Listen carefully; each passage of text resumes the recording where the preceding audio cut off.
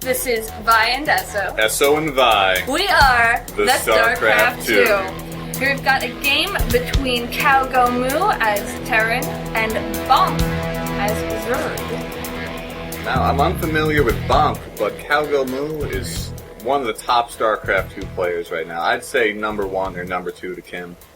And this is actually from his replay pack, so Speaking of thank you, David Kim, CowGoMoo.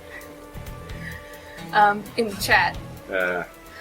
So we're playing on Blistering Sands, a 2-player map, so they know where each other are. I would hope so, yes. Maybe. They could be confused. They scout out, the high mineral expansions here, or... Yeah, they might think the other guy's doing something new today. Decided to just spawn elsewhere. Hey, those command centers can move. You don't know. They can move. It is true. I have never seen anyone even think of doing something as stupid as that. But now you know. Next time you're playing and you want to do something crazy, yeah, just right away lift off your command center. It has been done in professional level StarCraft. It lost, but it has been done. Interesting. Alright, so we see him turtling up already. So going up to 14, which generally indicates a 15 or 14 hatch rate. People generally go 12 if they're going for the pool first. No, he goes for 14 pool, good to know. 14 pool. And then 14 extractor. So it's a little bit slower. You get the clean out a little bit slower. You get the tech out a little bit slower. Well, his scout is causing some harassment up there. Where he's, blowing off. He's getting away. Gets chased away. Up, going for another run. Oh, BOMP. Yeah, poor BOMP, got slowed down there at his own wall, so he lost the chase. And almost every turn I've seen just getting this orbital command as quickly as possible. That's priority number 1. The mule is just crazy. Nothing better than having robots fall from the sky, as I always say. Why not fall from the sky with cakes or something? That'd be better. You know, the cakes get damaged mid-flight. Because a cake is a delicate thing. If you're falling from the sky, the air friction makes you heat up a lot. That can overcook the cake. That's why you start with an unbaked cake and cook it with friction alone. Well, you know, they start You know what you rather could sell a cake like that for?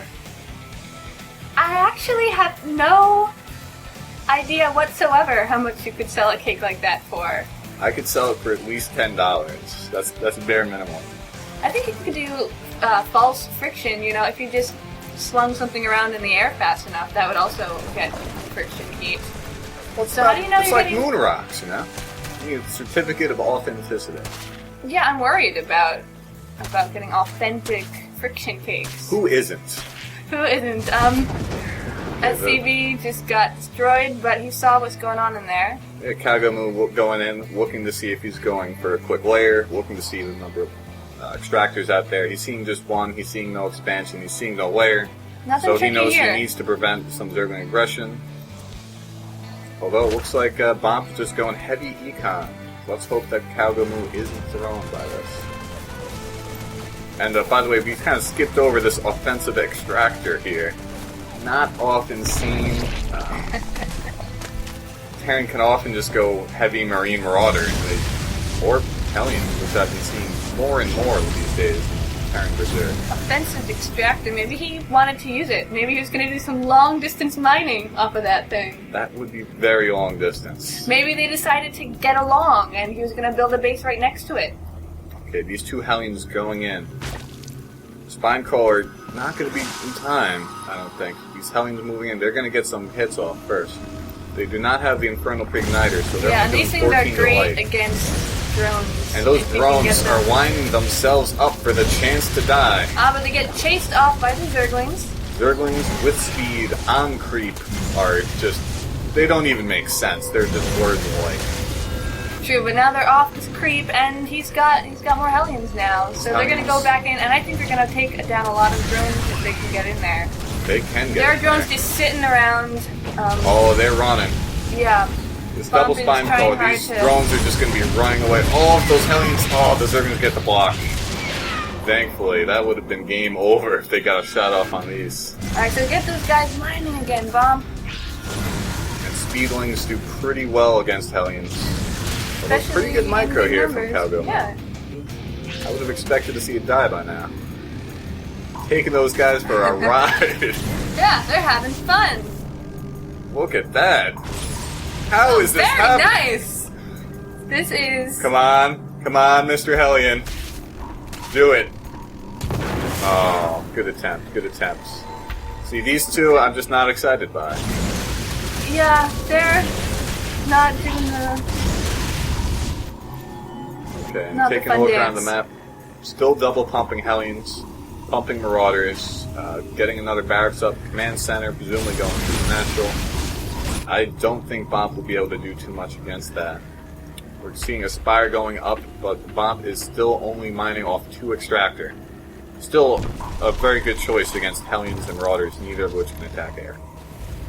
Well, he did have that 3rd extractor briefly, but didn't manage to get much gas out of it. I don't believe so, No.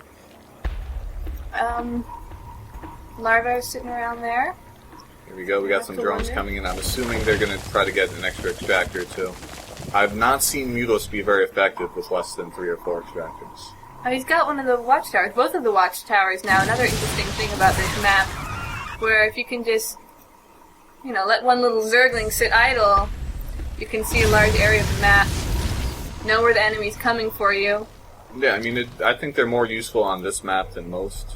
You just by holding those 2, you see all 3 viable land attack routes, and you're also keeping pretty good idea on 2 of the expansions. We see the Hellions coming back in. He pulls away the drones, and they were just checking the place out, scoping it out later. oh yeah, just Maybe come back in the summer with the kids. maybe. It looks like a nice spot. Lots of minerals. I mean, there's the whole thing with the creep, which isn't ideal for a vacation spot, but maybe you could get a good deal, save some money. Okay, and we see the starport up. I haven't seen anything pop out of that yet. Watching creep is kind of like watching the ocean. If you look at that, you see the wave rippling across the creep. Oh, it's very relaxing. Look at those beautiful waves. This must be why the Zerg are so calm and collected. You never hear them yell at their children. There's certainly a collective. I don't know about the collective. But we see 2 Mutos out, and 4 more should be popping shortly for BOMP. I'm not sure how much he's going to be able to do with them. Missile turrets doing double damage against armored. It's still pretty good damage against light. They are a lot stronger than StarCraft 1.